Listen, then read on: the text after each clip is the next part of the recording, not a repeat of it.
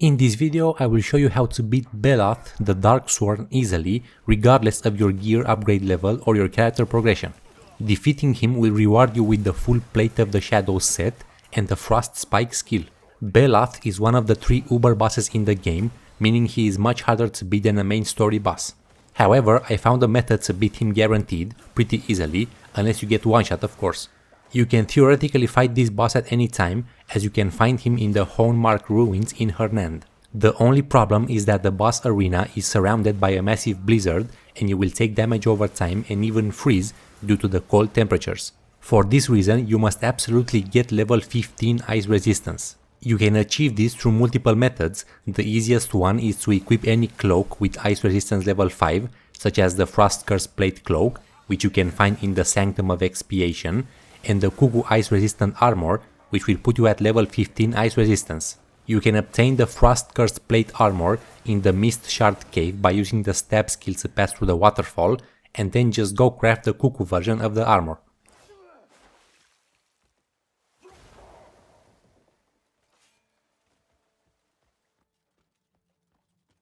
You can also equip the Frostward Abyss gear on your armor to get level 15 Ice Resistance. Before tackling this fight, I recommend at least upgrading your weapon to the highest level you can, ideally 10. The higher the level, the faster you finish the fight, so the lower the chances of dying. On your weapon, make sure you have the Crow's Pursuit skill and Ator's Orb or Shadow Claw as well if you have them, and then fill the rest of the slots with critical rate as high as possible. On your boots and gloves, make sure you have attack speed as much as possible and relentless if you have it.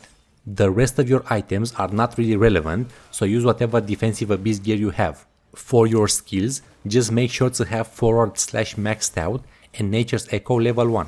Put as many points as you can into health, then focus on stamina and lastly on spirit. You want to have enough health just to ensure you don't get one shot in case you get hit by his most powerful attack. Make sure to bring some food with you as well, not too much, maybe about 30-40 meat pieces, just to be safe. This boss has very slow and predictable attack patterns if you know what to look for and how to position yourself. The main thing you want to do is always stay as far away from him as possible. Always move away from him, but don't put yourself with your back against the wall, just keep a long distance away from him. This will force him to do his slow ice spear attack, which starts with him raising his hand in the air and summoning an ice spear in his hand. When he does this attack, simply start walking backwards away from him and he will miss the first 4 hits. After the 4 hits, he will leap in the air and drop down at your location. When he leaps, do a double dash to the side to avoid it. Immediately after you avoid this attack, do a full heavy attack combo on him to deal damage. Always stop after one full heavy attack combo and start moving away from him immediately to restore your stamina and create distance. When moving away, don't hold the block button, just walk normally to restore stamina faster. Whenever he does any attack while he is close to you, always hold the block button to reduce most of the incoming damage at the cost of stamina. The actual attack that can one-shot you and is very hard to avoid is when he teleports somewhere in front of you at a distance and you will see a red flashing line and the area will turn dark, and he will summon his ice spear and pull it backwards to prepare the attack. This attack starts with a huge double sweep forward dealing massive damage, after which he will disappear for a second, then he spawns in the air and slams down at your location.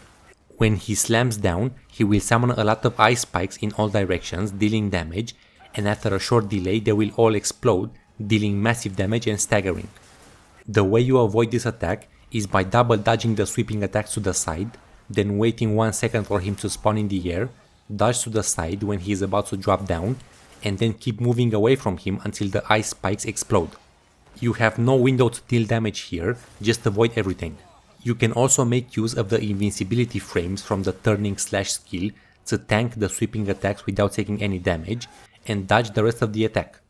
Another rather dangerous attack he does is when he teleports in the middle of the arena, kneeling down and summoning a blizzard.